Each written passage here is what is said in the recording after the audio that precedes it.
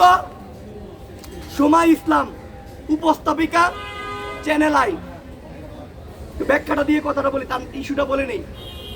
আমরা বেশ কিছুদিন যাবৎ সামাজিক যোগাযোগ মাধ্যমে খেয়াল করছি এই খুনি লীগ, এই খুনির পেতাত্তা, মানে যত খারাপ পয়লা আছে সে এটার ভিতরে, তার সবগুলো খুনি আছে।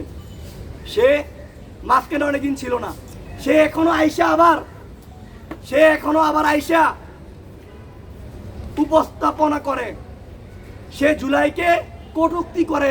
তার সাহস চিন্তা করুন।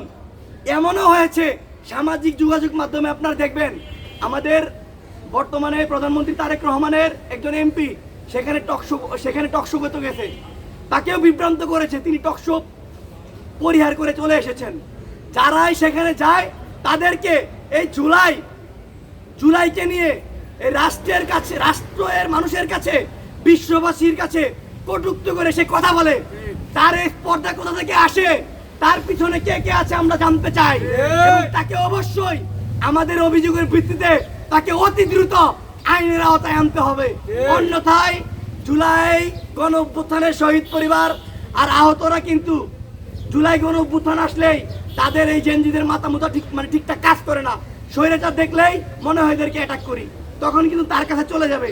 পরে কি হবে সেটা আমরাও জানি না। প্রিয় ভাইয়ের আমার, আমাদের অভিযুক্ত দ্বিতীয় জান্নাতুল পিয়া, আইনজীবী ও মডেল, মানে আমি প্রথমে নামগুলো দিয়ে বিস্তারিত বলছি, পরে সবার নামটা বলে দিব।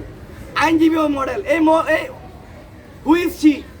সে হচ্ছে খুনি লীগের ব্যারিস্টার সুমনের রাতের রানী এবং খারাপ একটা মহিলা, যে কিনা এখনো পর্যন্ত বলে আমরা মেহেরাফুর শাওনের পক্ষে আছি।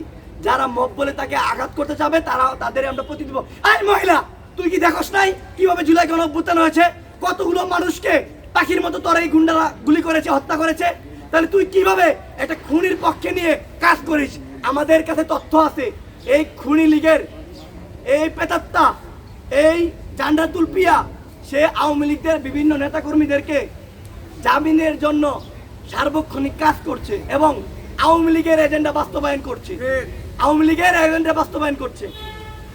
আমাদের তৃতীয় অভিযুক্ত মমিন, সাবেক নিষিদ্ধ ছাত্রলীগ নেতা এবং কলামিস্ট, সে তার আইডি থেকে ফেসবুকে পোস্ট করেছে আবু সাঈদ, আমাদের জুলাই গণ অভ্যুত্থানের অগ্রনায়ক, যার নেতৃত্বে সারা বাংলাদেশে যাকে পাখির মতো গুলি করে হত্যা করেছিল, বুক পেতে দাঁড়িয়েছিল, সে আবু সাঈদ ভাইকে বলছে সে নাকি নেশাগ্রস্ত এবং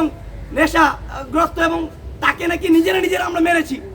চিন্তা করেন, অথচ সামাজিক যোগাযোগ মাধ্যমে মিডিয়াতে ভিডিওগুলো এখনো সংরক্ষিত আছে। তাকে কেন এখনো পর্যন্ত অ্যারেস্ট করা হয় না? একটা ছাত্রলীগ প্রকাশ্যে কিভাবে ঢাকার শহরে ঘুরে বেড়ায়, আমরা সেটা তীব্র প্রতিবাদ নিন্দা জানাই।